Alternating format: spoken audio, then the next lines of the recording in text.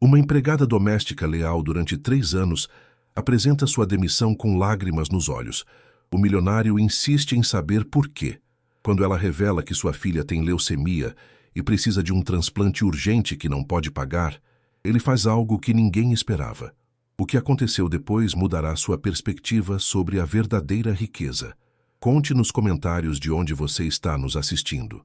Não esqueça de se inscrever e deixar seu like para mais histórias inspiradoras como esta. A chuva golpeava com uma fúria incansável as imensas janelas da mansão Almeida, naquela manhã cinzenta de setembro, em São Paulo. Marina Souza ajustou o avental branco sobre o seu uniforme azul marinho e contemplou seu reflexo no espelho do pequeno banheiro de serviço. Seus olhos, outrora brilhantes, agora estavam inchados e avermelhados, delatando mais uma noite inteira sem pregar o olho. As ógeras profundas haviam se tornado parte permanente de seu rosto durante os últimos 3 meses. Marcas visíveis de um pesadelo que ela carregava em absoluto silêncio. Marina tinha 38 anos, mas o peso invisível que carregava sobre os ombros a fazia parecer uma década mais velha. Suas mãos, normalmente firmes e seguras enquanto poliam a prataria ou dobravam os lençóis de fios egípcios com precisão milimétrica, agora tremiam de forma incontrolável cada vez que o telefone vibrava em seu bolso. Era um tremor que vinha do fundo da alma, um medo constante de que a próxima chamada fosse do hospital. Marina já terminou com a biblioteca? A voz do Sr. Roberto Almeida ressoou do andar superior, firme e autoritária, mas não desprovida de educação. Sim, senhor.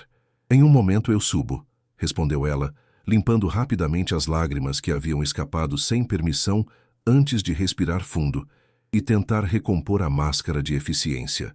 Ela trabalhava naquela mansão de paredes brancas e tetos altíssimos há 3 anos. Era um lugar onde cada vaso, cada quadro e cada tapete custava mais do que Marina ganharia em toda uma vida de trabalho pesado. Roberto Almeida era um homem exigente, mas justo. Um milionário que construíra seu império do zero no setor de tecnologia, ele era conhecido por sua mente analítica e seu coração distante. Roberto sempre mantinha a distância apropriada com o pessoal da casa. Era educado, mas mantinha uma barreira invisível, como se temesse que a proximidade pudesse comprometer a ordem perfeita de sua vida. Marina subiu as escadas de mármore com passos lentos, sentindo cada degrau como se estivesse escalando uma montanha. Em seu bolso, ela apertava uma carta dobrada em 4 partes. Havia escrito e reescrito aquelas palavras 5 vezes durante a madrugada, enquanto Júlia dormia de forma inquieta no pequeno apartamento que dividiam na periferia da cidade. Júlia, sua pequena de 12 anos, a razão pela qual Marina respirava, a razão pela qual trabalhava até a exaustão e agora, a razão pela qual seu mundo se desmoronava, peça por peça, ao entrar no escritório privado de Roberto. Ela o encontrou cercado por monitores, onde gráficos financeiros e números complexos piscavam incessantemente. Roberto levantou a vista imediatamente, e Marina notou algo em sua expressão que nunca tinha visto antes. Uma centelha de preocupação genuína ao notar o estado dela. "Aconteceu algo, Marina?" perguntou ele, apontando para a cadeira de couro em frente à sua mesa de mogno. "Sente-se, por favor. Você não parece nada bem." Marina negou com a cabeça, tentando manter a postura, mas suas pernas a traíram. Ela se deixou cair na cadeira como um fantoche cujas cordas foram cortadas. Durante vários segundos, o único som na sala foi o tic-tac rítmico do relógio antigo na parede e o repiqueteio da chuva contra o vidro. "Senhor Almeida", começou Marina, sua voz falhando, mal passando de um sussurro quebrado. Eu preciso pedir demissão. Hoje mesmo, de forma imediata." Roberto recostou-se em sua cadeira, entrecruzando os dedos sob o queixo. Seus olhos, escuros, a estudaram com uma intensidade que a fez se sentir vulnerável, quase nua diante daquele homem que fora seu patrão, mas nunca realmente seu confidente. "Posso saber o motivo?" perguntou ele com calma, embora seu tom sugerisse que ele já esperava que algo estivesse errado. Marina apertou a carta amassada em sua mão. As palavras pareciam entaladas na garganta. Como explicar para aquele homem que vivia em um mundo onde o dinheiro resolvia qualquer inconveniente, que sua filha estava morrendo porque ela não podia pagar por um sopro de vida. Como dar nome ao terror que a acordava às 3 da manhã? Minha filha, a voz dela quebrou por completo. Marina inalou profundamente, tentando recuperar a compostura, mas foi inútil. As lágrimas começaram a cair, pesadas e quentes. Minha filha está doente, muito doente. Roberto inclinou-se para a frente. Sua expressão transformou-se em algo que Marina não soube interpretar de imediato. Não era apenas piedade, era algo mais profundo, quase como uma ferida antiga sendo cutucada. Continue, disse ele com uma suavidade que ela nunca o ouvira usar antes. E Marina abriu o coração. Entre soluços, contou sobre o diagnóstico que chegara como um raio em um dia ensolarado de julho. Leucemia linfoblástica aguda. Contou sobre as noites passadas em cadeiras de plástico no hospital público, onde as enfermeiras exaustas faziam milagres com recursos limitados.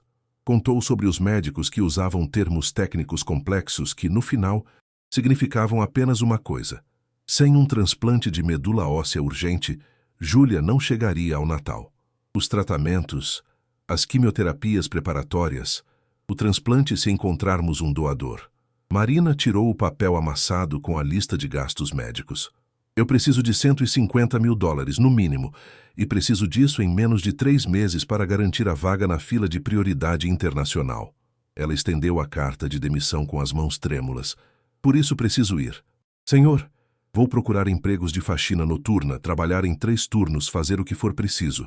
Não posso mais dedicar meu horário integral à mansão. Cada hora conta agora e eu... Sua voz sumiu por um instante antes de voltar com uma força feroz. Eu faria qualquer coisa pela minha filha. Qualquer coisa. Roberto pegou a carta, mas não a abriu.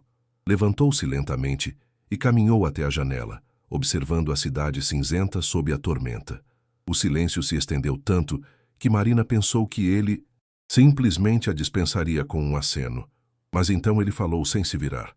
Quantos anos tem sua filha? 12, senhor. Fez 12 em maio. Ela viu os ombros de Roberto se tensarem sob o tecido caro do paletó. Suas mãos se fecharam em punhos sobre o parapeito. Quando finalmente se girou, havia algo em seus olhos que Marina não pôde decifrar totalmente. Uma mistura de dor ancestral e determinação absoluta. Você não vai se demitir, Marina, disse ele, com uma autoridade que não admitia réplica. E sua filha vai receber o melhor tratamento que o dinheiro possa comprar neste país. Marina piscou, atordoada. Senhor, eu não vim aqui pedir caridade. Eu só vim explicar por que preciso do meu tempo para...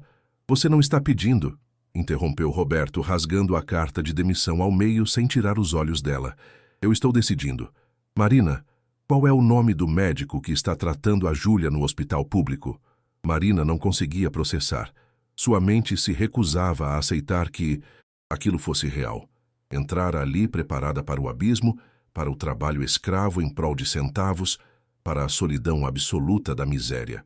Dr. Henrique Ferreira, no Hospital Geral de Santo Amaro, respondeu automaticamente. Roberto já estava discando no celular antes mesmo que ela terminasse de falar. Marina ouviu trechos da conversa. Nomes de hospitais particulares de elite, especialistas em oncologia pediátrica, termos que soavam como promessas impossíveis. Quando ele desligou, aproximou-se dela e, para sua surpresa, colocou uma mão firme em seu ombro. A partir deste momento, Marina, sua única preocupação será estar ao lado de Júlia. Eu cuidarei de todo o resto. Marina não aguentou, mas desta vez as lágrimas não eram de desespero. Eram lágrimas de algo que ela pensara ter perdido para sempre. Esperança. O que ela não sabia era que o gesto de Roberto não era apenas generosidade. Era o pagamento de uma dívida com o próprio passado. O Hospital Estrela do Mar erguia-se como uma fortaleza de cristal e aço, no coração do distrito médico mais exclusivo de São Paulo. Marina nunca estivera em um lugar assim.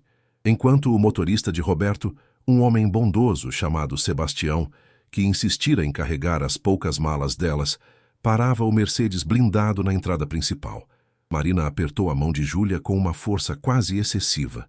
Mamãe, você está me apertando, murmurou a menina, embora não tenha puxado a mão. Desculpe, meu amor, é que tudo isso parece um cenário De filme. É intimidante, né? Completou Júlia com um sorriso fraco. Apesar da palidez e do corpo frágil, a menina possuía uma maturidade que muitas vezes assustava Marina. A leucemia roubara sua saúde, mas aguçara sua alma.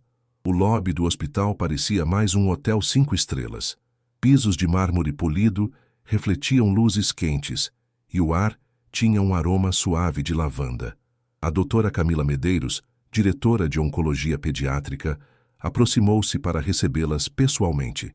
O Sr. Almeida nos deu instruções claras, disse a médica. Júlia, temos uma suíte preparada para você. A suíte não se parecia em nada com as enfermarias lotadas onde Júlia passara as últimas semanas. Era espaçosa, com uma janela imensa de onde se via o Parque Ibirapuera ao longe. Havia um sofá-cama confortável para Marina, uma Smart TV e até uma pequena estante que Roberto mandara abastecer com livros de aventura e astronomia, os favoritos de Júlia. Eu posso mesmo ficar aqui, mãe? Perguntou Júlia, tocando os lençóis macios. Não vai ter ninguém gritando no corredor? Não, meu amor, só você, Marina respondeu, tentando conter a emoção. Horas depois, após os primeiros exames de admissão, Roberto apareceu na suíte. Ele trazia um urso de pelúcia gigante e uma expressão que Marina nunca vira antes: vulnerabilidade. O magnata da tecnologia parecia deslocado em meio a tanto carinho. Oi, Júlia, disse ele, sua voz soando muito mais suave do que o normal. Sou o Roberto. Escutei que você gosta de explorar o espaço através dos livros. Mamãe diz que o senhor é o dono de tudo, respondeu Júlia com a franqueza típica das crianças. Obrigada por me trazer aqui. Eu sei que isso custa muito caro. Roberto sentou-se na beira da cama, com cuidado para não amassar os lençóis. O dinheiro é apenas uma ferramenta, Júlia. O que realmente importa é a coragem. E eu vejo que você tem muita. Naquela noite, após Júlia adormecer, Marina encontrou Roberto na varanda da sala de espera do andar. Ele observava as luzes da cidade com uma xícara de café intocada nas mãos. Senhor Almeida, começou Marina, eu ainda não sei como agradecer. Isso tudo, a fundação, o hospital, é demais. Não me agradeça, Marina. Ele a interrompeu sem se virar. Eu não contei a você por que faço isso. Marina esperou em silêncio.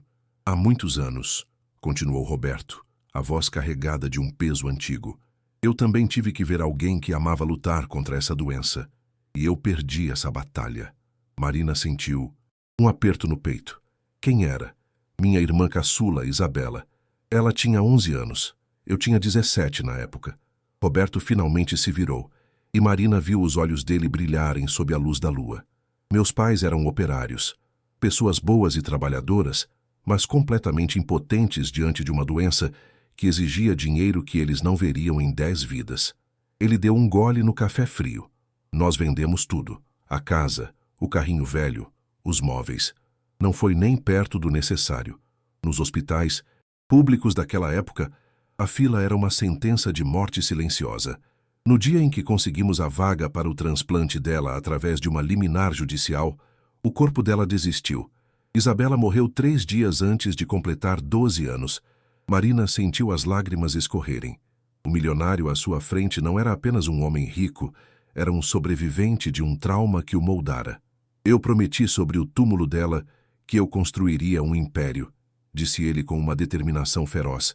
Eu prometi que acumularia tanta riqueza que nunca, jamais na minha vida, eu voltaria a me sentir impotente diante da dor de alguém que eu pudesse salvar. Ele deu um passo em direção a Marina. Júlia tem a mesma idade que Isabela tinha. Quando você entrou no meu escritório com aquela carta, eu não vi uma funcionária pedindo demissão. Eu vi o destino me dando a chance de cumprir a promessa que fiz há 25 anos. Nós vamos salvar a Júlia, Marina. Desta vez eu tenho as ferramentas, e desta vez nós vamos vencer. Marina tomou a mão de Roberto, e naquele momento a barreira entre patrão e empregada desapareceu de vez. Eles eram agora 2 soldados em uma trincheira, unidos por um fantasma do passado e uma esperança no futuro. O amanhecer do 3º dia no Hospital Estrela do Mar trouxe consigo a primeira reunião formal, com a junta médica completa. Marina mal havia pregado o olho, passando a noite em claro em uma poltrona de couro, observando Júlia respirar suavemente sob o efeito de sedativos leves. Ela contava cada inspiração da filha, como se fosse um presente emprestado que poderia ser revocado a qualquer instante. A sala de conferências do departamento de oncologia era um ambiente que exalava uma frieza profissional. Uma mesa longa de madeira escura dominava o espaço, cercada por cadeiras ergonômicas. Em uma das paredes, um monitor gigante exibia imagens que faziam o estômago de Marina revirar.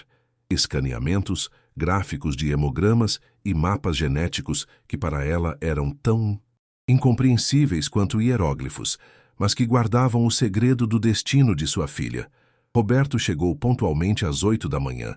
Ele vestia um terno cinza impecável, mas a rigidez de seus ombros denunciava que ele também não havia descansado. Ele apenas acenou para Marina, um gesto silencioso que carregava uma pergunta muda. "Você está pronta?"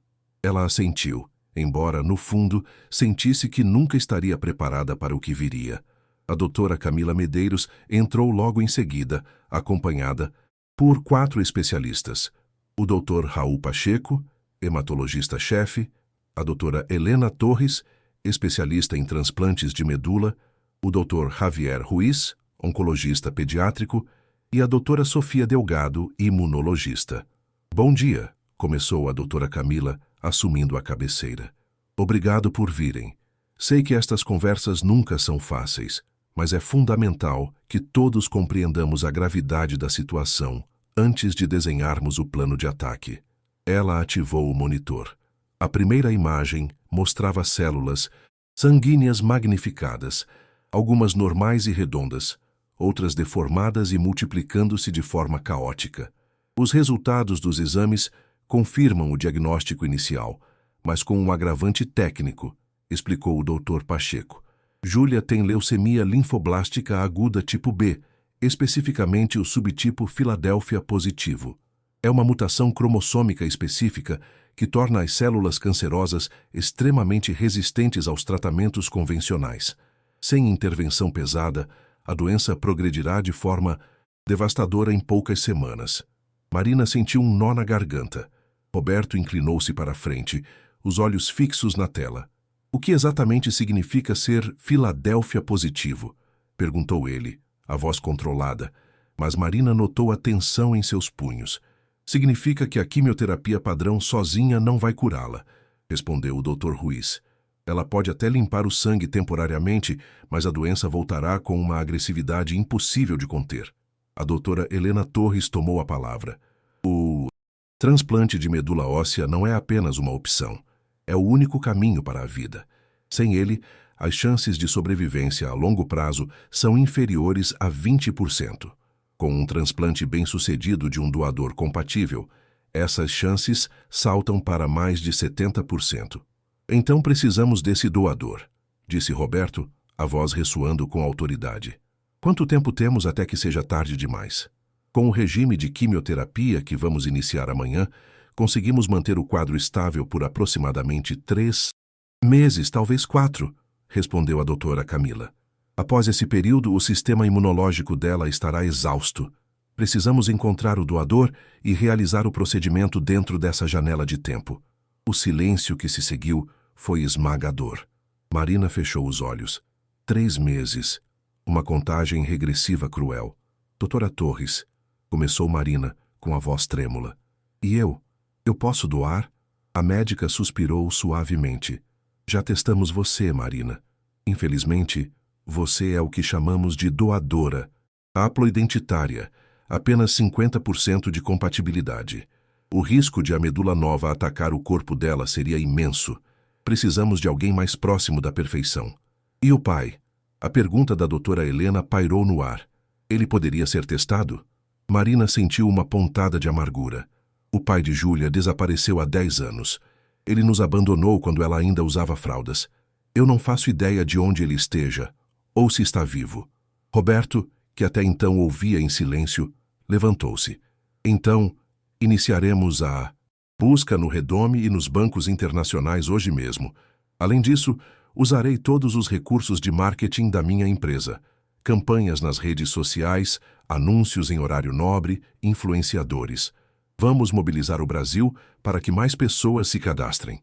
Marina olhou para ele maravilhada, mas no fundo de seu coração, uma voz sussurrava: e se mesmo com tudo isso, o doador não aparecer? O primeiro ciclo de quimioterapia começou em uma terça-feira de manhã. Marina segurava firmemente a mão de Júlia enquanto a enfermeira conectava as bolsas de líquido transparente ao cateter que fora instalado no peito da menina. Júlia olhava fixamente para o gotejamento rítmico. Vai doer, mãe? Perguntou a pequena com uma voz pequena. Não dói para entrar, meu amor, mas pode te deixar um pouco cansada depois. Estarei aqui o tempo todo. Marina beijou a testa da filha, sentindo a pele já ligeiramente febril. Nas primeiras horas, Júlia conseguiu se manter distraída, mas ao entardecer, a toxicidade do medicamento começou a cobrar seu preço. A menina empalideceu subitamente. O brilho nos olhos deu lugar a uma opacidade dolorosa. Ela começou a vomitar de forma violenta, e Marina sentiu o próprio coração se partir com cada espasmo do corpo frágil da filha. Roberto apareceu por volta das 9 da noite. Ele trazia um café forte para Marina e sentou-se silenciosamente no sofá da suíte. Ver uma criança sofrer é um tipo de tortura que o dinheiro não ameniza, murmurou ele. É horrível saber que eu tenho que permitir que deem esse veneno a ela para que ela tenha uma chance de viver, Marina respondeu, enxugando as próprias lágrimas. Os dias que se seguiram foram um borrão de dor e pequenas vitórias. Júlia perdia peso rapidamente, e o momento mais temido por Marina aconteceu na segunda semana. O cabelo de Júlia começou a cair em tufos sobre o travesseiro. Marina estava tentando pentear o que restava quando Júlia começou a chorar. Eu vou ficar feia, mãe. As pessoas vão me olhar com pena. Eu não quero ser uma menina doente. Marina não sabia o que dizer. Foi então que Roberto entrou na sala. Ele viu a cena e, sem dizer uma palavra, saiu do quarto. Voltou 10 minutos depois com uma máquina de cortar cabelo que pedira ao pessoal da manutenção do hospital. O que o senhor vai fazer? Perguntou Marina, atônita. Roberto não respondeu. Ele posicionou-se diante do espelho da suíte e ligou o aparelho. Em silêncio, começou a passar a máquina sobre sua própria cabeça, raspando o cabelo curto e bem cortado que sempre fora sua marca de sofisticação. Marina e Júlia observavam em choque. Quando terminou, ele estava completamente careca. Roberto virou-se para Júlia com um sorriso desafiador. Soube que cabeças raspadas são o visual oficial dos comandantes de naves espaciais, disse ele. Agora somos uma tripulação. O que me diz, Capitã Júlia? Vamos fazer o serviço completo em você também? Júlia deu uma risadinha entre as lágrimas. Pela primeira vez em dias a tensão no quarto se dissipou. Eu quero, disse a menina. Mas eu quero raspar o seu resto também, Roberto. Ficou torto ali atrás. Marina assistiu com o coração transbordando, enquanto Júlia, rindo, passava a máquina no resto do cabelo de Roberto. Naquele momento, ele não era o milionário Almeida. Ele era o porto seguro de que elas precisavam. A terceira semana de tratamento trouxe uma complicação que a equipe médica mais temia e que Marina tentava afastar de seus pensamentos todas as noites. Júlia desenvolveu uma febre súbita e avassaladora, atingindo os 40 graus em questão de minutos. O sistema imunológico da menina, já severamente debilitado pela quimioterapia agressiva, fora levado ao limite. O Hospital Estrela do Mar entrou em estado de alerta máximo. Marina não saía do lado da cama. Ela passava horas trocando compressas frias na testa da filha, cujos lábios estavam ressecados e a respiração curta e ruidosa. Cada bip das máquinas parecia uma martelada em seu coração. Ela orava em silêncio, uma prece desesperada que se repetia como um mantra. Leve a minha vida, mas deixe a dela. Roberto, por sua vez, travava uma batalha em outra frente, igualmente cruel. Ele havia transferido o comando de seu império tecnológico para uma sala de reuniões improvisada no andar de baixo do hospital. No entanto, sua ausência física na sede da empresa, na Avenida Faria Lima, estava gerando uma revolta silenciosa, e agora pública, entre os acionistas. Uma tarde, Marina saiu do quarto para pegar um copo de água. e encontrou Roberto no corredor, próximo à janela que dava para o heliponto. Ele estava ao telefone. Sua voz era um sussurro contido, mas carregado de uma fúria gelada que ela nunca ouvira antes. Eu não dou a mínima se as ações da Almeida Tech caíram 4% na abertura do pregão, sibilava ele para alguém do outro lado. Se os diretores querem uma reunião de emergência, que peguem seus carros e venham até o hospital. Eu não saio deste prédio. E escute. Bem, se eles não entendem que há uma vida aqui dentro, que vale mais do que qualquer balanço trimestral, que apresentem suas cartas de renúncia amanhã às 8 da manhã. Eu aceitarei todas. Ele desligou o aparelho com força e encostou a testa no vidro frio da janela. Marina aproximou-se timidamente, o coração apertado ao ver o homem que parecia invencível mostrar sinais de exaustão. Roberto, você não pode sacrificar tudo o que construiu por nós, disse ela suavemente. Eu vi as notícias na TV da recepção. Estão sendo cruéis com você, dizendo que você perdeu o juízo. Ele se virou para ela. Os olhos estavam vermelhos, não apenas pelo cansaço, mas por uma dor que ele tentava esconder. Marina, eu passei 20 anos da minha vida erguendo muros de dinheiro ao meu redor. Eu achava que o sucesso era a minha vingança contra o destino que levou a minha irmã, Isabela. Mas sabe o que eu descobri nestas últimas semanas, sentado naquela poltrona ao lado da Júlia? O dinheiro só tem valor, se puder, comprar o tempo que eu não tive com a minha irmã. Se eu perder a empresa, eu ainda serei o Roberto Almeida, o homem que sabe como recomeçar. Mas se perdermos a Júlia por falta de atenção minha, eu voltarei a ser aquele garoto impotente e miserável de 17 anos. E eu não vou deixar isso acontecer de novo. Jamais. Naquela noite, a febre de Júlia finalmente começou a ceder, mas a notícia vinda do Banco de Doadores Nacionais, Redome, foi desanimadora. Milhares de testes cruzados e nenhuma compatibilidade total encontrada. O relógio de areia estava se esvaziando. Na sexta semana, o Dr. Raul Pacheco convocou Roberto e Marina para uma conversa privada no consultório dele, longe dos ouvidos de Júlia. O semblante do médico era grave. Não podemos mais esperar pela sorte no registro nacional, declarou o médico direto. As buscas internacionais nos Estados Unidos e na Alemanha também não deram frutos até agora. Marina, precisamos encontrar o pai biológico da Júlia. A genética dele é a nossa cartada mais provável e talvez a única que nos resta a tempo. Marina sentiu um calafrio percorrer sua espinha. O nome de Gabriel Santana era uma ferida que ela acreditava ter cicatrizado com o tempo e o desprezo. Ele a deixara grávida, jovem e sem um tostão, dizendo que aquela vida não era para ele, antes de desaparecer no mundo. Roberto viu o pavor e a hesitação no rosto de Marina e, sem hesitar, tomou as rédeas da situação. Eu tenho os melhores investigadores particulares de São Paulo na minha folha de pagamento, disse Roberto, pegando a mão de Marina com uma firmeza que a acalmou instantaneamente. Me dê o nome completo dele, a última cidade onde você soube que ele morou, qualquer detalhe, por menor que seja. Vamos achá-lo, Marina, mesmo que ele esteja escondido sob uma pedra. 3 dias depois, no final de uma tarde chuvosa, Roberto entrou no quarto com um envelope pardo nas mãos. Marina soube imediatamente que a busca terminara. Gabriel Santana estava morando em uma cidade litorânea, no litoral norte de São Paulo. Ele trabalhava como eletricista autônomo. Estava casado e tinha 2 filhos pequenos. Roberto e Marina decidiram ir até lá pessoalmente no dia seguinte. A viagem de carro durou 3 horas.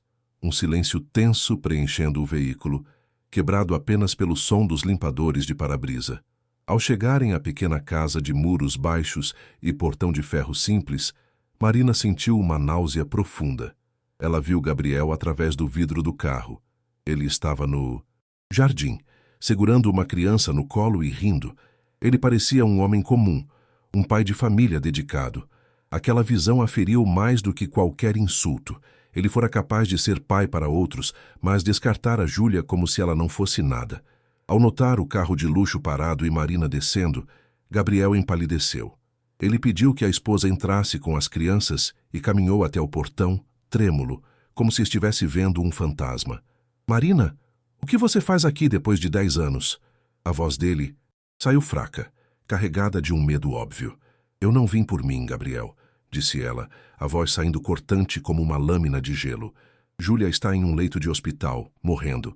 Ela tem leucemia. Você é a única chance de sobrevivência que ela tem. Gabriel recuou, os olhos vagando para a porta de sua casa, para a vida perfeita e anônima que construíra sobre a base de um abandono covarde. Eu tenho outra família agora, Marina. Eles não sabem de você, não sabem da Júlia. Se eu me envolver nisso, se eu for para São Paulo, minha esposa nunca vai me perdoar. Eu não posso arriscar tudo o que eu tenho. Roberto, que até então permanecera encostado no carro, deu um passo à frente. Sua estatura e o corte impecável de seu terno sob medida emanavam uma autoridade que Gabriel nunca vira de perto. Escute bem, Santana, disse Roberto, a voz perigosamente baixa e calma. Eu não dou a mínima para a sua conveniência ou para o seu segredo.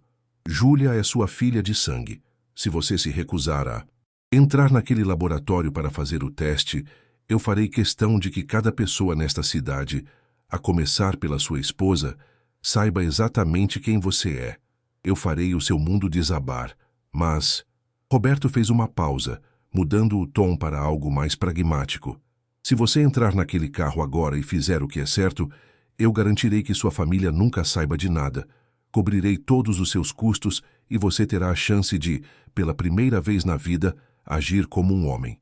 A escolha é sua, Gabriel. Olhou para Roberto, depois para o rosto banhado em lágrimas de Marina. A culpa, enterrada por uma década, finalmente emergiu com uma força esmagadora. Eu vou, sussurrou ele, a cabeça baixa. Eu vou fazer o teste. Marina não dormiu absolutamente nada naquela noite. Ela permaneceu sentada na poltrona rígida, ao lado da cama de Júlia, observando sua filha dormir de forma inquieta, lutando contra febres baixas e calafrios. Sua mente era um campo de batalha. A imagem de Gabriel, o homem que as abandonara, agora era a única imagem que trazia uma centelha de esperança. Era uma ironia cruel do destino que a vida de sua filha dependesse do homem que se recusara a ser pai. A incerteza a corroía por dentro. Cada minuto que passava parecia uma hora de tortura. E se Gabriel não ligasse? E se o seu orgulho, o seu medo ou o seu simples egoísmo falassem mais alto do que qualquer senso de responsabilidade? Marina já vira o suficiente da vida para saber que nem todos possuem um coração decente, escondido sob camadas de erro. Alguns são simplesmente covardes até a alma. Roberto permanecera no hospital após o retorno daquela viagem tensa ao litoral. Ele não estava no quarto com elas, mas sim na sala de espera do andar, como um guardião silencioso. Marina soube disso porque uma das enfermeiras noturnas comentou que o Sr. Almeida estava lá fora há horas, encarando o celular como se pudesse fazê-lo tocar com a força do pensamento. Perto das 3 da manhã, incapaz de suportar a espera, sozinha, Marina saiu ao corredor. Encontrou Roberto exatamente onde a enfermeira dissera. Ele estava com o terno amassado, a gravata frouxa e uma expressão de exaustão vigilante. Você deveria ir para casa, disse Marina suavemente, sentando-se ao lado dele. Precisa descansar. Amanhã será outro dia longo. Eu poderia dizer exatamente o mesmo para você, respondeu Roberto, sem desviar os olhos da tela do aparelho. E provavelmente com mais razão, considerando que você está acordada há quase 48 horas. Eu não consigo dormir, Roberto. Toda vez que fecho os olhos, vejo o rosto dele. Vejo a forma como ele perguntou. E se eu disser não? Como se deixar a própria filha morrer fosse uma opção aceitável em sua planilha de vida. Roberto finalmente olhou para ela, e havia um fogo frio em seus olhos. Se ele não ligar até o meio-dia, enviarei minha equipe jurídica para aquela cidade. Vamos encurralá-lo com todos os processos possíveis. Abandono afetivo, negligência, omissão, de socorro. Eu não vou permitir que esse covarde tenha a opção de simplesmente virar as costas. Eles permaneceram em silêncio por longos minutos, ouvindo apenas o zumbido do ar-condicionado central. Roberto então perguntou com uma voz baixa. Por que você acha que eu estou fazendo tudo isso, Marina? E não me venha com a história da Isabela. Eu sei que ela é o motor, mas há algo mais agora. Eu vejo a Júlia, e eu a vejo como se ela fosse preciosa para mim. Marina sentiu um calor no peito. Eu percebi. Você não a trata como um projeto de caridade. Você a trata como se ela fosse sua. Júlia me deu algo que eu pensei ter perdido para sempre, confessou ele. Ela me deu uma segunda chance de ser o irmão que eu não pude ser para a Isabela, ou talvez o pai que eu nunca tive coragem de ser para ninguém. Vocês duas. Vocês se tornaram minha família. Não por sangue, mas por escolha. Antes que Marina pudesse responder, o celular de Roberto vibrou com força. O visor mostrava um código de área do litoral. Roberto atendeu no primeiro toque. Marina assistia ao rosto dele com uma atenção absoluta, tentando ler cada microexpressão. Almeida falando: entendo. Sim, todos os custos eu já disse. Amanhã, às 8 da manhã, no laboratório do hospital. Estaremos esperando. Ao desligar, Roberto olhou para Marina com um sorriso exausto, mas vitorioso. Ele vem. Ele vai fazer os testes. Amanhã chegou com uma luz pálida. Marina preparou Júlia, sem dizer o que estava acontecendo. Nisso, segundo andar, Gabriel chegou. Ele parecia um homem quebrado, evitando contato visual com qualquer pessoa. Roberto o acompanhou até o laboratório, enquanto Marina observava de longe. 2 dias depois, a doutora Helena Torres convocou Marina e Roberto ao seu consultório. Ela abriu um envelope branco com movimentos lentos que pareciam durar séculos. Os resultados chegaram, disse a médica, e um sorriso começou a surgir em seus lábios. Gabriel é uma compatibilidade de 95%. É quase um milagre em casos de pais biológicos. É uma medula viável. Nós temos um doador. Marina desabou na cadeira soluçando. Roberto a segurou e, pela primeira vez, ele também permitiu que algumas lágrimas caíssem. Eles tinham a chave. Agora, só precisavam da coragem para a etapa final. Os dias que se seguiram ao anúncio da compatibilidade foram um turbilhão de preparativos médicos e emocionais. Júlia precisou entrar em um regime de condicionamento, uma rodada final de quimioterapia tão agressiva que seu objetivo era destruir completamente sua própria medula doente para dar lugar à nova. Marina observava sua filha definhar a cada hora. Júlia quase não abria mais os olhos. Sua pele era de um tom pálido, quase acinzentado, e o peso que ela perdera a fazia parecer minúscula na imensa cama do hospital. Mas o espírito da menina continuava lá. "Eu vou conseguir, mamãe?" perguntou ela em um sussurro na noite anterior ao procedimento. "Você já conseguiu, meu amor. O mais difícil já passou. Agora é só receber as sementes novas para o seu jardim crescer forte de novo." Marina beijou a mão da filha, que cheirava a antisséptico e remédio. Gabriel estava em uma ala separada, sendo preparado para a extração da medula. Roberto fizera questão de que ele tivesse o melhor atendimento, mas também garantiu que ele não tivesse acesso a Júlia. Ele não queria que a menina sentisse que devia gratidão a um homem que a abandonara. "O ato dele é biológico", disse Roberto para Marina na cafeteria. "Mas a vida dela é construída com o que nós fazemos aqui, todos os dias. Não deixe que ele se sinta um mártir. Ele está apenas pagando uma dívida com o universo." No dia do transplante, o clima no Hospital Estrela do Mar era de uma solenidade absoluta. Às 10 da manhã, o ouro líquido, como as enfermeiras chamavam o material coletado de Gabriel, chegou em uma bolsa térmica. Marina e Roberto ficaram na unidade de isolamento, paramentados da cabeça aos pés. Através do vidro, viram as células de Gabriel serem infundidas no catéter de Júlia. Não houve fogos de artifício ou grandes dramas. Foi um processo silencioso, gota a gota, enquanto a vida de um homem passava para o corpo de uma menina. "Agora começa a espera", sussurrou a doutora Helena. "Precisamos que essa medula pegue. Isso pode levar de 2 a 4 semanas. Nessas semanas, Júlia entrou no período de aplasia, onde não tinha defesa nenhuma. Marina praticamente morava dentro do quarto de isolamento.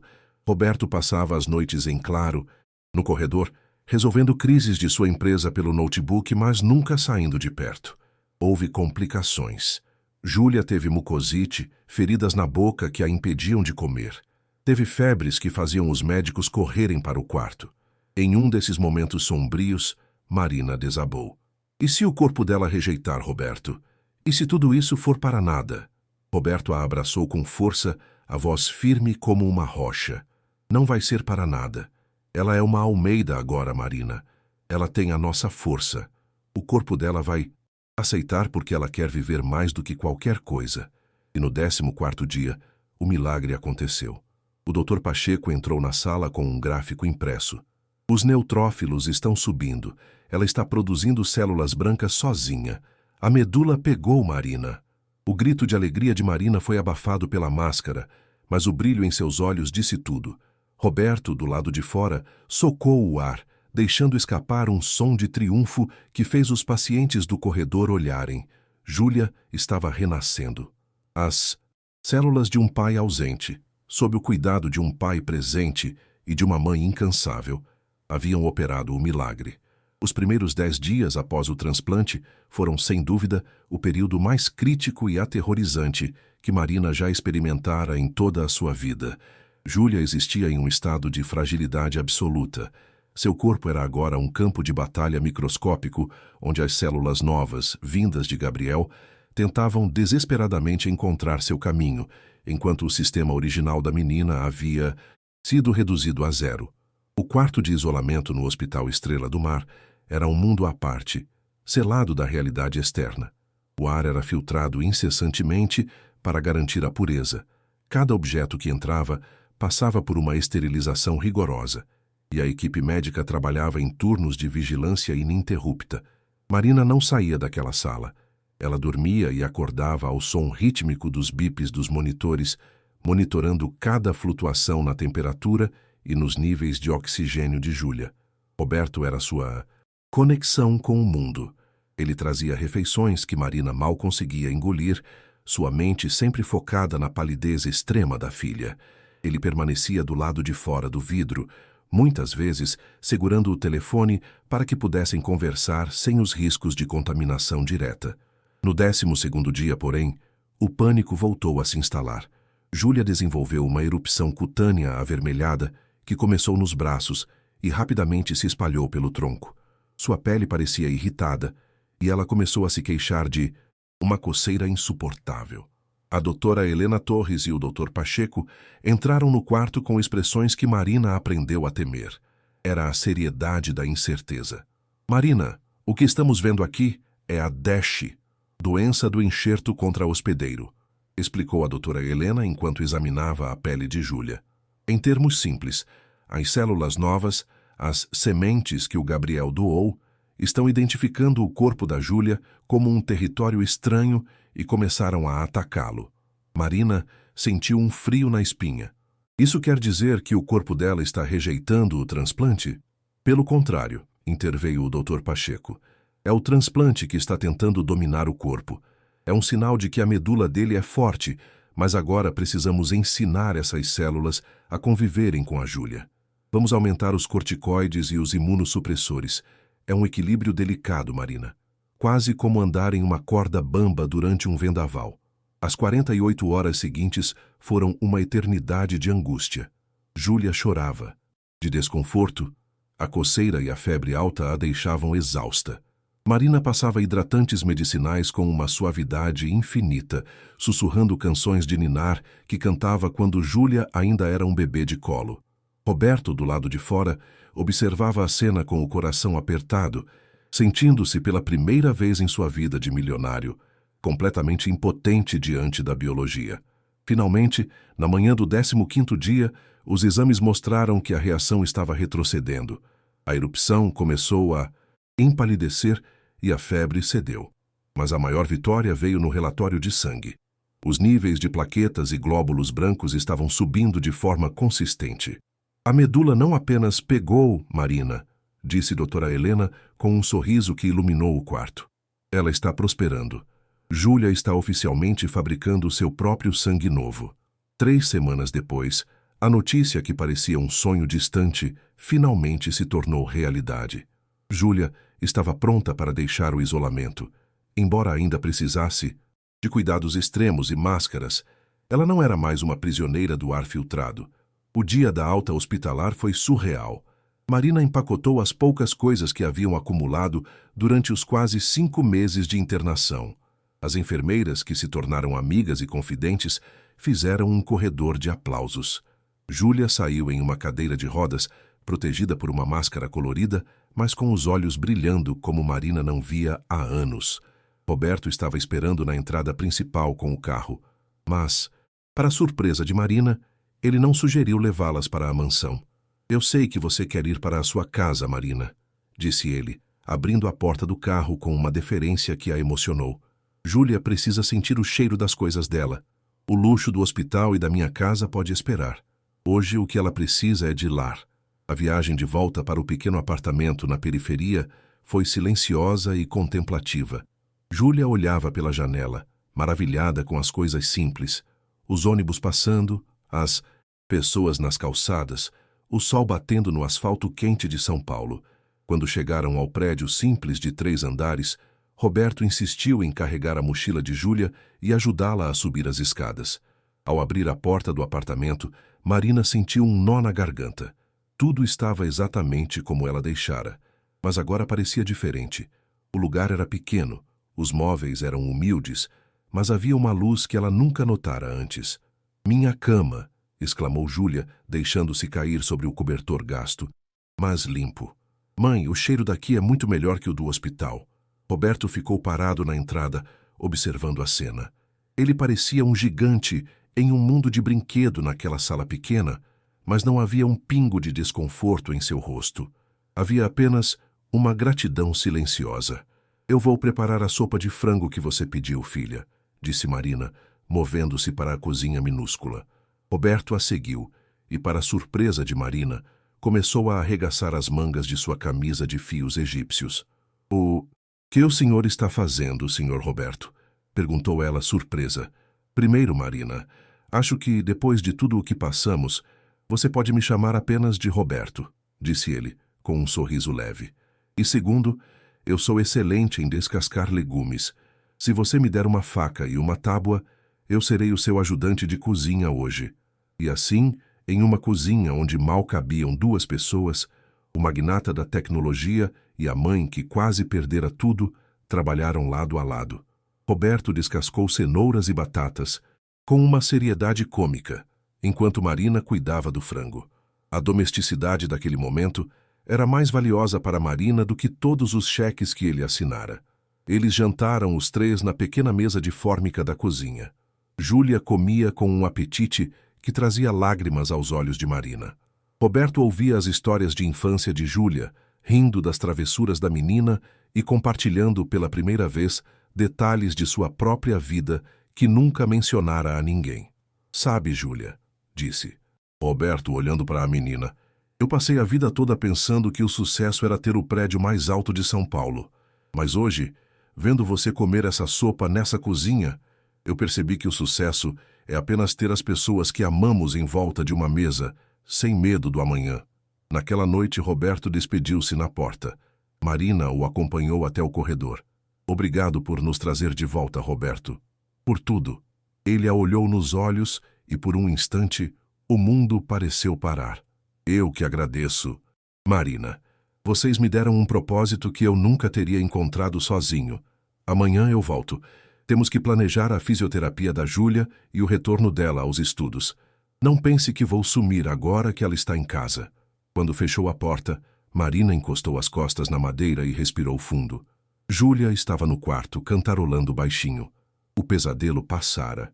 E contra todas as probabilidades, o homem que fora seu patrão distante agora era a âncora de sua nova vida.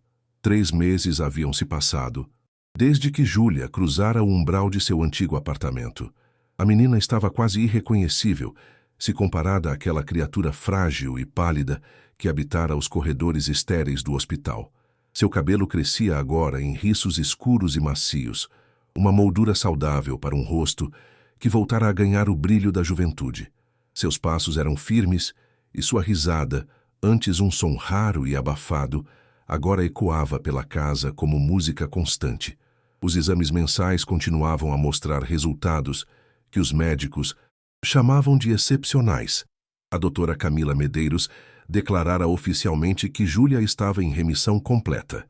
Mas, enquanto Júlia recuperava sua vida, Roberto e Marina estavam ocupados transformando aquela vitória privada em um legado público. Eu não quero que a nossa história termine apenas com a cura da Júlia, dissera Roberto a Marina, enquanto caminhavam pelo jardim da mansão Almeida certa tarde.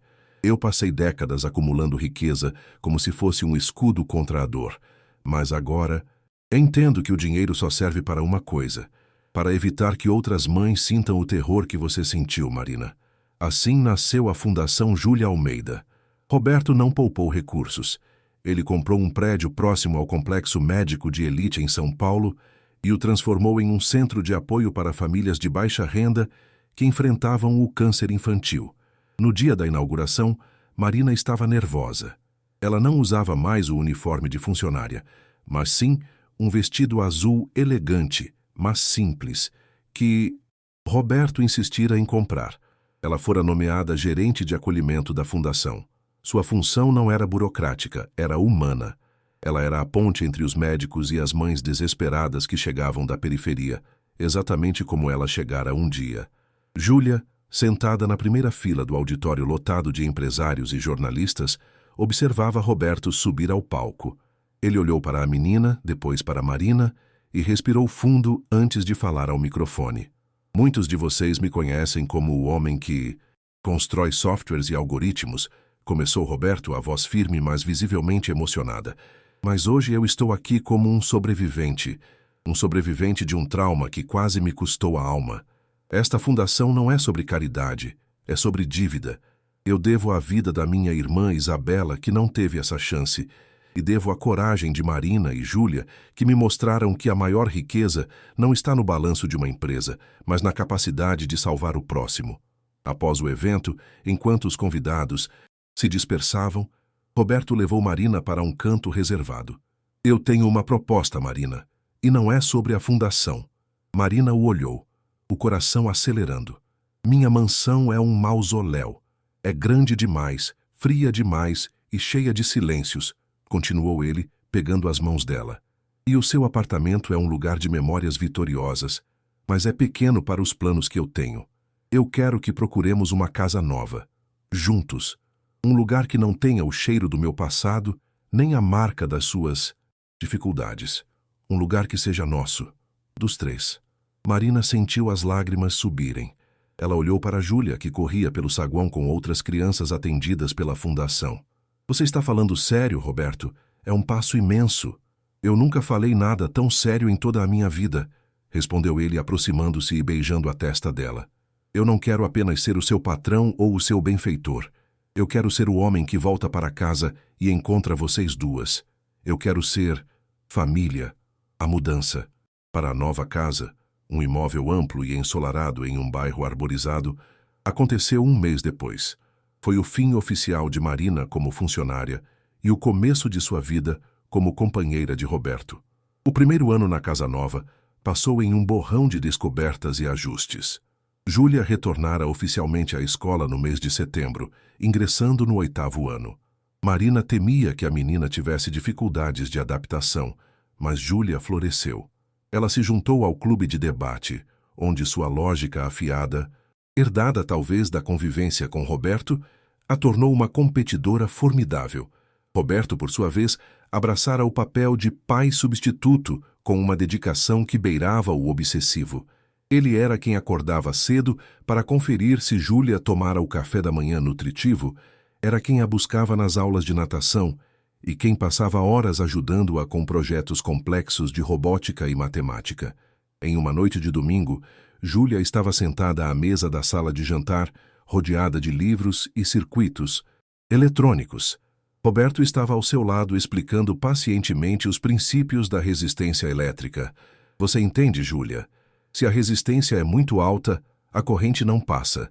É como na vida. Às vezes precisamos ceder um pouco para que as coisas fluam, dizia ele com um sorriso. Júlia parou o que estava fazendo e olhou para ele. O olhar dela era maduro, carregado de uma percepção que ia além de seus 14 anos. Roberto?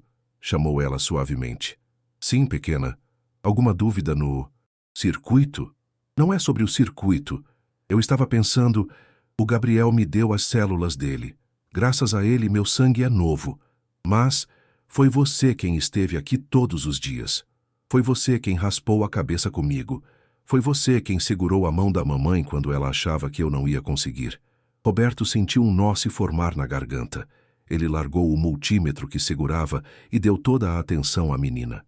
Eu sei que o Gabriel é meu pai biológico, continuou Júlia, as lágrimas começando a brilhar em seus olhos. Mas eu não sinto nada por ele além de um obrigada distante. Quando eu penso na palavra pai, a imagem que vem na minha cabeça não é a dele, é a sua. Ela respirou fundo, como se estivesse tomando a decisão mais importante de sua vida. Eu queria saber se eu poderia te chamar de pai. E se, quando eu fizer 15 anos e precisarmos renovar meus documentos, eu poderia incluir o seu sobrenome no meu. Eu queria ser Júlia Souza Almeida. O silêncio que se seguiu na sala foi absoluto, quebrado apenas pelo tic-tac rítmico do relógio de parede. Roberto Almeida, o homem que já enfrentara os acionistas mais cruéis do mercado financeiro e que construíra um império com lógica e frieza, sentiu as pernas fraquejarem. Ele cobriu o rosto com as mãos por um momento, os ombros tremendo em soluços silenciosos. Roberto, você está bem? Perguntou Júlia, preocupada, levantando-se da cadeira. Ele tirou as mãos do rosto. Seus olhos estavam vermelhos e as lágrimas corriam livremente por suas bochechas. Roberto se levantou e envolveu Júlia em um abraço tão forte e protetor que Marina, observando tudo da penumbra da cozinha, precisou morder o lábio para não soluçar alto. Júlia, a voz de Roberto saiu rouca, carregada de uma emoção pura. Eu passei a vida toda buscando um propósito para todo o meu ouro. E hoje, você acabou de me dar o título mais caro do mundo. Nada do que eu conquistei chega perto da honra de ser chamado de seu pai. Sim, 1000 vezes sim. Você é minha filha em todos os sentidos que realmente importam. Eles ficaram abraçados por um longo tempo, uma união selada não por contratos ou biologia, mas por algo muito mais resiliente, a lealdade forjada na dor. Naquela noite, após Júlia ir para o quarto, Marina e Roberto sentaram-se na varanda. O céu de São Paulo estava limpo, permitindo que algumas estrelas brilhassem sobre eles. Você ouviu, não ouviu? Perguntou Roberto, abraçando Marina de lado. Ouvi cada palavra, respondeu ela, encostando a cabeça no ombro dele. Você salvou a vida dela, Roberto, e ela acabou de salvar a sua, não foi? Foi, admitiu ele, olhando para o horizonte. Eu não sou mais o homem que vive para o balanço trimestral da empresa. Eu sou o pai da Júlia. E esse é o único império que eu realmente faço questão de manter para sempre. Marina sorriu, fechando os olhos. Ela pensou na Marina de um ano atrás, sozinha e desesperada com uma carta de demissão na mão. O caminho fora tortuoso e cheio de espinhos, mas a trouxera para aquele momento de paz absoluta. Ela não era mais apenas a empregada leal. Ela era a arquiteta de uma nova família, e Júlia era a prova viva de que a generosidade de um homem e a força de uma mãe podiam, de fato, realizar o impossível. A primavera do 3º ano após o transplante trouxe consigo uma visita que Marina acreditava que nunca mais receberia. Era uma tarde de sábado ensolarada, e o som dos pássaros no jardim da nova casa era a única trilha sonora, até que a campainha tocou. Ao abrir a porta, Marina sentiu o sangue fugir do rosto. Ali, parado no porche, estava Gabriel Santana. Ele parecia ter envelhecido 10 anos em apenas 3. O rosto estava mais magro, o cabelo grisalho nas têmporas era evidente e ele vestia roupas simples, segurando as chaves de um carro popular com as mãos trêmulas. Gabriel? A voz de Marina saiu em um sussurro carregado de choque. O que você está fazendo aqui? Como descobriu onde moramos? Não foi difícil, Marina, respondeu ele, a voz rouca e baixa. A Fundação Júlia está em todos os jornais. O endereço da sede é público e de lá até aqui... Bem, eu só precisei de coragem. Muita coragem. Marina cruzou os braços, uma barreira defensiva automática. O que você quer, Gabriel? Se for dinheiro, saiba que o acordo com o Roberto foi finalizado anos atrás. Gabriel balançou a cabeça e lágrimas começaram a brilhar em seus olhos. Eu não quero um centavo. Eu juro. Eu vim porque eu não consigo mais dormir. Minha filha, caçula, a Carmen, fez 7 anos na semana passada. E enquanto eu a via soprar as velas, cercada de amor, eu só conseguia pensar na Júlia. Eu pensei que ela tinha exatamente essa idade quando eu a abandonei. O peso da minha covardia está me matando, Marina. Eu precisava saber com meus próprios olhos se ela está bem, se ela me perdoa. Marina suspirou, sentindo uma mistura de pena e irritação. Espere aqui. Eu não vou te convidar para entrar até falar com ela. A Júlia tem 14 anos agora. Gabriel, ela não é mais um peão nas nossas mãos. A decisão de te ver é inteiramente dela. Ela entrou e encontrou Júlia na biblioteca, mergulhada em um livro de biologia molecular. Roberto estava ao lado dela, lendo relatórios da empresa. Marina explicou a situação em voz baixa. Júlia fechou o livro lentamente. Sua expressão não era de ódio, mas de uma serenidade que assustava. Eu quero falar com ele, mãe, mas eu quero que o papai... Ela olhou para Roberto. Esteja na sala comigo. Eu não quero enfrentar o meu passado sem o meu presente ao meu lado. Roberto assentiu, levantando-se e colocando a mão no ombro da menina. Eles foram para a sala de estar, e Marina buscou Gabriel no jardim. O encontro foi tenso. Gabriel parecia querer se encolher diante da presença imponente de Roberto e da beleza saudável de Júlia. Júlia, começou Gabriel, a voz falhando. Meu Deus, como você está linda. Como você está forte. Olá, Gabriel, disse Júlia com uma calma glacial. Minha mãe disse que... Você tem algo a dizer. Gabriel caiu de joelhos ali mesmo, no tapete da sala. Ele soluçou, pedindo perdão pelo abandono, pela década de silêncio e pela hesitação inicial no hospital. Ele falou sobre sua culpa, sobre como via o rosto de Júlia no rosto de seus outros filhos e sobre como sabia que nunca seria digno de ser chamado de pai. Júlia ouviu tudo sem interromper. Quando ele terminou, ela se levantou, caminhou até ele e pediu que ele se levantasse. Gabriel, olhe para mim, disse ela, olhando-o nos olhos. Eu te perdoo.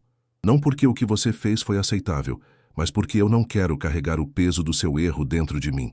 Você me deu as células que salvaram meu corpo, e por isso eu te agradeço. Mas... Ela fez uma pausa e segurou a mão de Roberto, que se aproximara. Este homem aqui raspou a cabeça comigo. Ele sacrificou a empresa dele para ficar no meu corredor de hospital. Ele me ensinou matemática, me ensinou a ter coragem e me deu um sobrenome que eu carrego com orgulho. Você pode ser o meu doador, Gabriel, mas o Roberto é o meu pai. E nada no mundo vai mudar isso. Gabriel chorou, mas desta vez parecia um choro de alívio. Ele percebeu que Júlia não era mais a menina que ele abandonara. Ela era uma mulher extraordinária, forjada por um amor que ele não soube dar. Antes de sair, ele entregou a Júlia um desenho feito por sua irmã caçula, Carmen. Ela sabe que tem uma irmã mais velha que é uma guerreira, disse Gabriel. Se algum dia você quiser conhecê-los, a porta estará aberta. Mas eu entendo se você nunca quiser. Júlia aceitou o desenho. Talvez um dia, Gabriel. Mas por hoje, o perdão é o máximo que eu posso te dar. Quando ele saiu, Júlia abraçou Roberto e Marina simultaneamente. O círculo estava fechado. O passado não tinha mais poder sobre eles. 5 anos se passaram. O auditório da escola de elite em São Paulo estava lotado para a cerimônia de graduação do ensino médio. Marina e Roberto sentavam-se na primeira fila, os olhos fixos no palco. Marina usava um colar de pérolas que Roberto lhe dera no aniversário de namoro, e Roberto segurava a mão dela com uma força que demonstrava que ele ainda não se acostumara com a magnitude daquela felicidade. E agora, com vocês, a nossa oradora e primeira da turma, Júlia Souza Almeida, anunciou o diretor sob uma salva de palmas estrondosa. Júlia subiu ao palco. Ela estava radiante em sua toga azul, os cabelos agora longos e brilhantes caindo sobre os ombros. Ela olhou para a plateia, viu os médicos que a salvaram, doutora Camila e doutora Helena, que estavam lá como convidadas de honra, e fixou o olhar nos seus pais.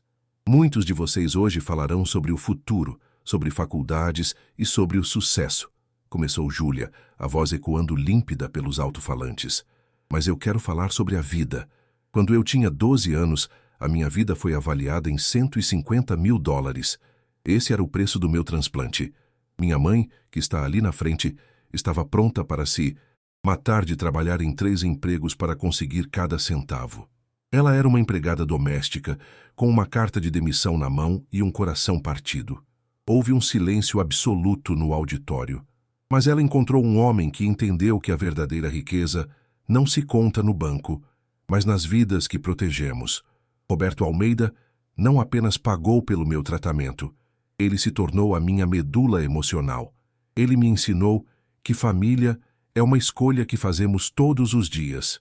Hoje eu me formo não apenas como uma sobrevivente de leucemia, mas como a prova viva de que a generosidade e o amor podem realizar milagres que a ciência sozinha não explica.